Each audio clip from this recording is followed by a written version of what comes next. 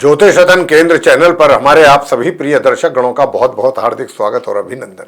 मेरे प्रिय साथियों, मैं हूं आचार्य पंडित सर्वदानंद शर्मा। मेरी ओर से भी हमारे आप सभी प्रिय दर्शक गणों को एक बार फिर बहुत बहुत प्यार भरा नमस्कार। तो साथियों, आज की जो चर्चा है ये हम आपके साथ मासिक राशिफल के विषय में करने वाले हैं, जो कि अगस्त 2026 को लेकर के है। और इस अगस्त 2026 में हमारे जो आप तुला लगन राशि के जातक हैं उनके लिए समय कैसा रहेगा, उनके रोजगार को लेके, व्यापार को लेके, उनके धन के लाभ की स्थिति कैसी रहेगी, धन का संचय करने की स्थिति कैसी रहेगी और सुख सुविधाओं का लाभ कितना मिल पाएगा तुला लगन राशि के जातकों को जिनका लिब्रा असेंडेंट है। अगर आप प्रेम संबंधों में हैं तो उसका कितना एंजॉय आप कर पाएंगे अपने संबंधों को लेके, और अगर आप विवाहित हैं तो वैवाहिक जीवन आपका कैसा रहने वाला है साथियों। और इतना ही नहीं, पारिवारिक संबंधों को लेकर के भी बताएंगे कि कैसे हालात रहेंगे। इसके बाद जो आप तुला लगन राशि के जो स्टूडेंट्स हैं, चाहे वो नॉर्मल एजुकेशन लेने वाले स्टूडेंट्स हैं चाहे हायर स्टडीज वाले हैं, उनके लिए भी बताएंगे। और जहां पर भी कुछ नकारात्मक परिणामों के प्राप्त होने की हमको लगेगा कि संभावना बन रही है, तो वहां पर आपको उन नकारात्मक परिणामों की प्राप्ति ना हो आपको आपके जीवन में अगस्त 2026 में, उसके लिए जो हम आपको छोटे छोटे उपाय देंगे वो आप जरूर करिए श्रद्धा भाव के साथ। तो आप अपने पूरे अगस्त 2026 के महीने को और भी अधिक सुखद बना सकते हैं। तो आइए साथियों, ये जो हम आपको बताते हैं राशिफल के दौरान ग्रहों की स्थिति से जो अवगत कराते हैं वो इसलिए ही कराते हैं ताकि हमारे जातकों को भी इस बात का पता रहे कि आखिरकार 9 ग्रहों में कौन सा ग्रह ऐसा है कि जो इस अगस्त 2026 में हमको लाभ देने वाला है, कौन हमारे को फेवर करेगा, कौन सा ग्रह कौन हमारा फेवर नहीं करेगा या हमें परेशानियां देगा। सिर्फ इसलिए ताकि आपको भी इस बात की जानकारी हो और आप उपायों को सुचारू तरीके से नियमित रूप से कर सकें श्रद्धा भाव से। तो आइए साथियों, सबसे पहले बात करते हैं, ठीक मेरे पीछे जो आपका चार्ट डिस्प्ले हो रहा है तुला लगन राशि के जातकों का स्क्रीन पे, इसमें हमने ग्रहों की स्थिति को बहुत ही स्पष्ट रूप से दर्शाने की कोशिश की है।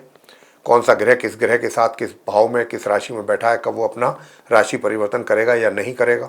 तो आइए सबसे पहले आपको बताना चाहेंगे सूर्य देव से शुरुआत करते हैं, जहाँ पर 4 नंबर लिखा है। ये कर्क राशि है चंद्रमा की, और यहाँ पर आप देख रहे हैं 3 ग्रह एक साथ बैठे हुए हैं, सूर्य, बुध और गुरु बृहस्पति चंद्रमा की राशि में। सूर्य तो अपने मित्र के घर में है और बृहस्पति भी जो है वो भी अपने मित्र के घर में है, बुध जो है वो अपने शत्रु के घर में है।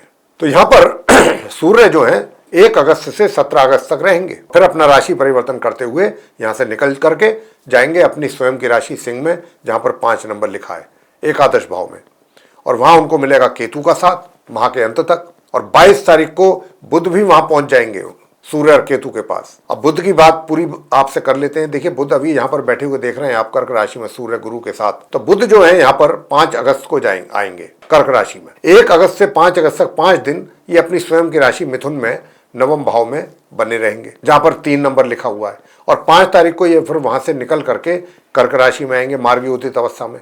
14 तारीख को ये 14 अगस्त को ये पूर्व में अस्त हो जाएंगे, लेकिन 22 तारीख को ये मार्गी और अस्त अवस्था में यहां से भी अपना राशि परिवर्तन करेंगे और यहां से निकल करके जाएंगे ये सूर्य की राशि सिंह में, जिसको ये अपना मित्र मानते हैं। तो बुध की जो है केतु के साथ न मित्रता है न शत्रुता है, मगर सूर्य को बुध जो है अपना मित्र मानते हैं। तो ये 3 ग्रही योग फिर वहां बनेगा 22 अगस्त से लेकर माह के अंत तक। बृहस्पति जो है यूं तो पूरे महीने कर्क राशि में ही रहेंगे, जहां अभी हाल फिलहाल बैठे हैं दशम भाव में, लेकिन ये 1 तारीख से 9 तारीख तक अस्त भी हैं, लेकिन ये 9 अगस्त को पूर्व में उदय हो जाएंगे। मार्गी पहले से ही है। 9 अगस्त से गुरु बृहस्पति की स्थिति बहुत बेहतरीन हो जाएगी, क्योंकि पहले ही अपनी उच्च राशि में मौजूद है। बात मंगल की कर लेते हैं। मंगल जो है यूं तो वृषभ राशि अपनी सम राशि वृषभ में अष्टम भाव में थे, लेकिन 2 अगस्त को ये भी यहां से निकल करके मार्गी उदित अवस्था में नवम भाव में जाएंगे अपनी शत्रु राशि मिथुन में, और पूरे महीने फिर वहीं पर रहेंगे जहां भी आप उनको बैठे हुए देख रहे हैं।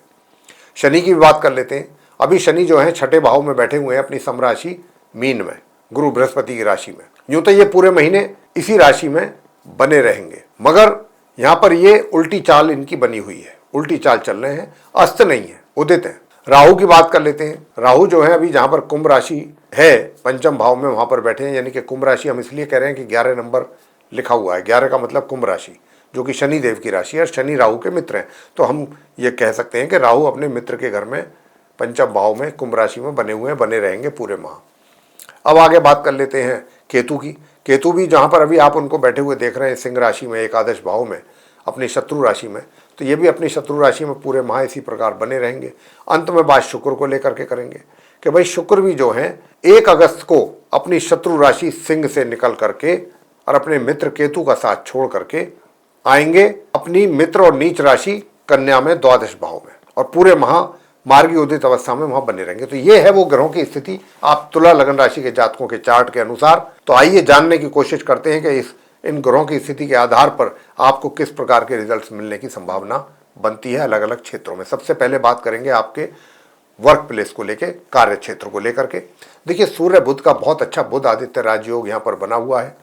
माह के आरंभ से लेकर 14 तारीख तक आपके लिए किसी प्रकार की कोई कमी मुझे नहीं दिखती। आपके कार्य क्षेत्र में बहुत अच्छी सफलताएं अर्जित होंगी, अच्छे आप उन्नति करेंगे और हर तरीके से आपका डंका बजेगा। आपके कार्यों का, कार्य करने के तौर तरीकों का, और जो रिजल्ट्स आप ले रहे हैं या लेंगे, मतलब आपके कार्यकलापों से, आपके कार्यशैली से, और जो रिजल्ट्स आप निकाल करके देंगे वो पूरा एक तरीके से सभी लोग आपसे, पूरा जहाँ पर भी आप कार्यरत हैं सभी लोग आपके प्रभाव में रहेंगे और सभी पर आपका प्रभाव बना रहेगा। तो कुल मिलाकर के ये कार्य क्षेत्र को लेकर के तुला लगन राशि के जातकों के लिए बहुत पॉजिटिव रिजल्ट्स हैं। 1 तारीख से 14 तारीख तक तो बहुत ही ज़्यादा है, बाकी तो पूरे महीने ही रहेंगे, कमी किसी चीज़ की नहीं है, क्योंकि गुरु भी वहाँ पर बहुत अच्छा राजयोग बना रहे हैं। यहाँ पर दो से अधिक राजयोग हैं। तो इसीलिए साथियों, अब आपसे हम यही कहना चाहते हैं कि देखिए, आप भी धन का भी आगमन आपके लिए बना रहेगा, कोई दिक्कत नहीं है 1 तारीख से 14 तारीख तक के बीच में। वो अलग बात है कि थोड़ा रुक रुक करके पैसा आपके हाथ में आएगा, लेकिन पैसे का भी योग बहुत अच्छा बना हुआ है, बहुत सुंदर राजयोग। तो खाली कार्य क्षेत्र में तरक्की ही नहीं है, साथ में धन का लाभ भी आपको मिल रहा है, बहुत अच्छा। कुछ अपने ऊपर भी धन आप खर्च कर सकते हैं, धन कुछ अधिक मात्रा में भी खर्च कर सकते हैं, तो आपको अपने खर्चों पर भी नियंत्रण करने की आवश्यकता है। कुछ गलत जगहों पर भी आपका धन व्यय हो सकता है, इसका भी आपको ध्यान रखना चाहिए।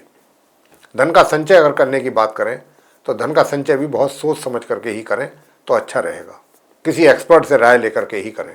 जहाँ तक पारिवारिक संबंधों का प्रश्न है तो अपने परिवार के साथ संबंध अच्छे और बेहतर बनाने पर ज़्यादा ध्यान दें, वो आपके हित में है। किसी भी प्रकार के वाद विवाद से दूर रहने की कोशिश करें। बात सुख सुविधाओं की कर लेते हैं। सुख सुविधाओं का भी लाभ आपको मिलता रहेगा, सामान्य से मध्यम मिलता रहेगा, लेकिन हाँ 22 तारीख के बाद से आपके थोड़ा सा सुखों में कमी के भी संकेत हैं, 22 से लेकर 31 के बीच। अब आगे बात करते हैं इसके आगे कि अगर आप लव अफेयर में हैं या लिव इन रिलेशंस में हैं तो ये तुला लगन राशि के जातकों के लिए महीना अगस्त का 2026 का कैसा रहेगा।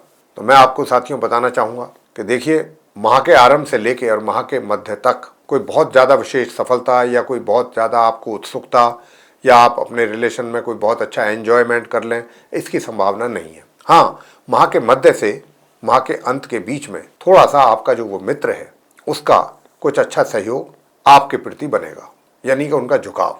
अब आगे बात करते हैं कि वैवाहिक संबंध कैसे रहेंगे। तो वैवाहिक संबंध भी जो है साथियों सामान्य से मध्यम ही का इशारा मिल रहा है, संकेत ग्रहों के द्वारा, सामान्य से मध्यम। अब इसके बाद बात करते हैं, ये तो वैवाहिक संबंधों की बात हो गई। पारिवारिक संबंध, तो पारिवारिक संबंधों की भी अगर मैं बात करूं तो यहाँ पर मैं बता भी चुका हूँ, अपने परिवार के साथ संबंध आप अच्छे बनाने पर ही ध्यान दें, अच्छा रहेगा आपके लिए। किसी भी वाद विवाद से दूर रहें, पारिवारिक वाद विवाद से। शिक्षा को लेकर के मैं बात करूंगा तो भाई जो नॉर्मल एजुकेशन लेने वाले स्टूडेंट्स हैं तुला लगन राशि के, उनसे तो मैं यही कहूँगा कि जहाँ तक हो सके माँ दुर्गा जी की पूजा करें, माँ चंडी की पूजा करें और इस मंत्र का जाप करें, ओम ऐं ह्रीं क्लीं चामुंडाय विच्चे, एक माला नियम से। अगर आप चाहते हैं आपकी पढ़ाई में किसी प्रकार की कमी ना आए, आपके रिजल्ट्सों में कमी ना आए, संतान के भी द्वारा माता पिता को अच्छे परिणामों की प्राप्ति होती रहे। हायर स्टडीज़ वालों को भी बहुत अच्छी खासी मेहनत करने की आवश्यकता है। जहाँ तक हो सके आप मेहनत करें, अच्छी तरह से मेहनत करें, तभी कुछ बात बनेगी। और गणपति जी की पूजा करते रहें, तभी हायर स्टडीज़ वाले स्टूडेंट्स को अच्छे परिणामों की प्राप्ति होगी। गणपति जी की पूजा तुला लगन राशि के जातकों के लिए अति आवश्यक है। स्वास्थ्य कैसा रहेगा, स्वास्थ्य पर भी आपको ध्यान थोड़ा सा देने की आवश्यकता रहेगी। हनुमान जी की पूजा करें, हनुमान जी की पूजा करेंगे तो स्वास्थ्य भी अच्छा रहेगा। बजरंग, ये अपने हनुमान चालीसा का पाठ संध्या समय नियमित रूप से कर लें तो उससे भी आपको अच्छा लाभ मिलेगा। तो साथियों, ये था आप तुला लगन राशि के जातकों का मंथली राशिफल अगस्त 2026 का। अगर आपको ये चर्चा हमारी पसंद आई है तो आप वीडियो को लाइक ज़रूर करें और अधिक से अधिक मात्रा में इसको शेयर करें ताकि दूसरे लोग भी जानकारी का लाभ ले सकें। और अगर आप चाहते हैं कि आने वाले दिनों में भी वीडियोस आप तक पहुंचते रहें। हमारे एस्ट्रोलॉजी से रिलेटेड भिन्न भिन्न विषयों पे जो भी तैयार होंगे उसका भी लाभ आपको समय समय पर मिलता रहे। तो फिर आप बेल आइकन भी ज़रूर दबाएं और चैनल को भी सब्सक्राइब जरूर कर लें। और यदि फिर दोबारा से आपसे कहना चाहते हैं, अगर कोई परेशानी है आपको जीवन में, उसका सामना आपको करना पड़ रहा है और अनुभवी ज्योतिषाचार्य से आप परामर्श लेना चाहते हैं, तो आप नीचे दिए गए नंबर्स पर संपर्क कर सकते हैं और अपनी या अपने परिजनों की कुंडली दिखा करके अपनी समस्याओं का समाधान प्राप्त कर सकते हैं। तो साथियों, इसी के साथ अब हम अपने आप सभी प्रिय दर्शक गणों से इजाज़त लेंगे। आप सभी का सहृदय बहुत बहुत धन्यवाद। जय माता दी।